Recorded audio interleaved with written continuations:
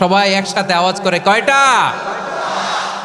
আসুন আমরা শুরু করে দিই। আল্লাহ তাআলা বলছেন হুয়াল্লাহুল্লাযী লা ইলাহা ইল্লা হুয়া আলিমুল গায়বি ওয়াশ শাহাদাতি হুয়ার রহমানুর রহিম।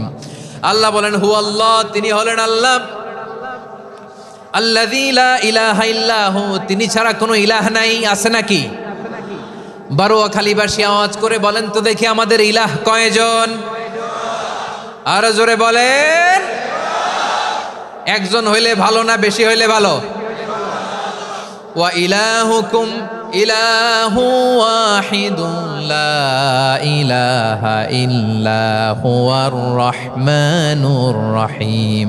আল্লাহ বলেন তোমাদের ইলাহ হলো একজন, তিনি ছাড়া কোনো ইলাহ নেই, তিনি দয়াময়, তিনি মেহেরবান।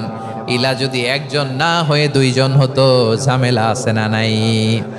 লাউ কানা ফীহিমা আলিহাতুন ইল্লাল্লাহু লাফাসাদাতা, আকাশ এবং জমিনের মধ্যে ইলাহ একজন না হয়ে যদি মাত্র দুইজন হতো, আকাশ জমিন ভেঙে খান খান হয়ে যেত। ঠিক কিনা বলেন?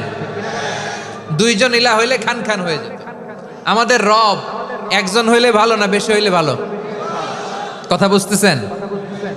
আরে একজনের তো মন জোগায় চলতে পারি না, ঠিক কিনা? হ্যাঁ, একজন, তিনি যে আদেশগুলো দিয়েছেন আমাদের দুর্বলতার কারণে আমরা তো পারি না।